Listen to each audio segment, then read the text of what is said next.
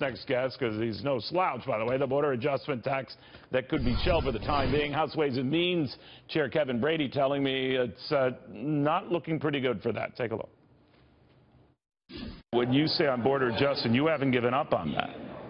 Oh, no, and I don't think the White House has either. Really? Because I got the impression the White House has and did. No, I don't. Okay. In fact, I think their point is very accurate, which is, the way the original proposal was laid out, it needs a lot more work. All right. We've got Congressman David Schweikert of Arizona with us right now. Freedom Caucus member, by the way, sits on the House Ways and Means Committee.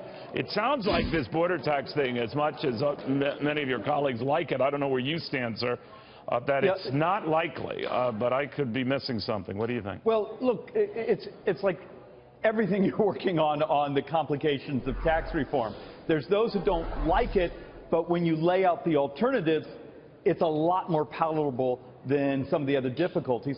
Plus, it takes care of a real problem we have around the world, and that is the rest of the world has a tax arbitrage on us. The experience of when you've bought something overseas and you're leaving through the airport and they refund that VAT to you, well, that's happening to all these goods that are coming into our country from around the world, but we don't do that when goods leave the United States. No, it makes a very good point. When I started studying this, yeah, it's a valid point. But I look at the buzz of resistance you're getting from retailers and those who argue that it puts them at a disadvantage, and you know how that goes.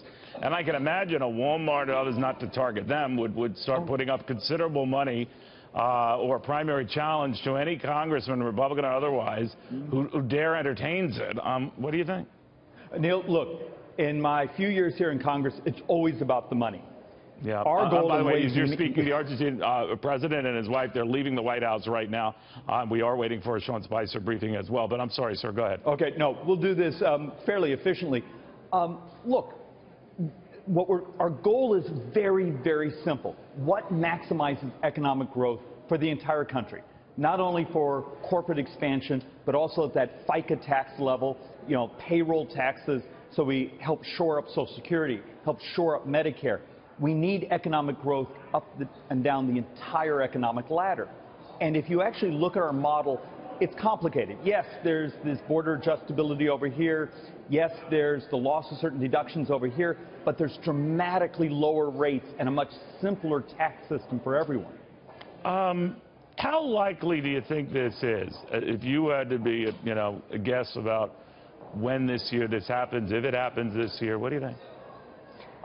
Look, we're going to drive as hard and fast as we can in House Ways and Means because we believe by this summer we have to have something in motion if we're going to meet the calendar of a successful major tax reform this year.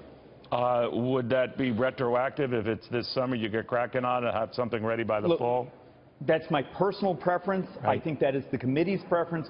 But again, it's always about the math. Let's talk about the end of the week and whether you could fight another day here to avoid a shutdown. I know your colleague, Congressman Perling, has indicated right now that he could be looking at a one-week extension to sort of keep the lights on to sort out some of these thornier issues, but that he said there'd be no government shutdown. Do you think that's right? Yeah, there's not going to be a government shutdown. We'll be fine. The reality here, we have to find a handful of Democrats in the Senate who are willing to work with us because of the Senate rules. So this doesn't get to go through as a Republican piece of legislation. It has to be bipartisan. And with that, there's, shall we say, always a little give and take. Yeah. On this new talk here that you're closer, that is to getting Freedom Caucus support for a revamped health care plan that would secure the support of your members. Without getting into details of that, revised plan, do you think it will tick off a number of moderate Republicans, so-called Tuesday group Republicans, who weren't keen on you guys setting, the parameters here? Yeah, I genuinely believe if those members who are, let's say, in a more competitive districts, actually spend some time walking through the mechanics, I think they'll be comfortable also.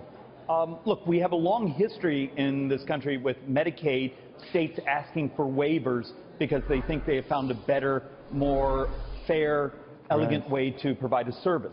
In some ways, the underlying mechanics in this latest amendment sort of echo that. So there's some precedence in this sort of design. But we, like everything, when it's complicated, you have to do some education. It is your thinking, and just to be very clear, that now that the wall won't be part of this whole debate, you would entertain the wall and monies for that later on for the fiscal year 18 budget? Yeah, and there's some rationale in that if the resources actually were offered today, the contracts, the mechanisms aren't ready anyway. So, so if you're going to work through sort of the mechanics, and also being from a border state, it's complicated. In some of our, we'll call them more urban areas, the Nogaleses, the Douglases for my state, we already have a physical barrier. It just needs to be improved and extended.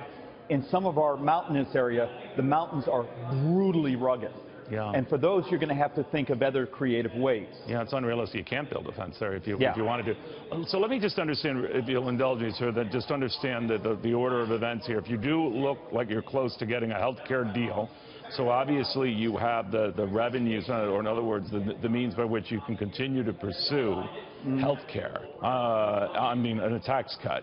Now you talk of a border tax and all, that you could conceivably, if you're right, pay for this tax cut. So those who are concerned about it being revenue neutral, you could come back to them and say it is. Or is it? Neil, yeah, I'd love to say that's all there is to it. Math's actually slightly more complicated than that. It's a combination of what type of dynamic scoring is used. Right. In today's world, our computing power is so good, and we have so many great data sets. We can actually really do some amazing modeling. And look, I'm a deficit hawk, but I am willing to embrace the elegance of a really robust dynamic scoring to maximize economic growth. But you don't want to actually live in a world of make-believe math. We're going to make this work with the dynamic scoring and hopefully some robust economic growth. All right, Congressman, thank you very, very much. We appreciate it.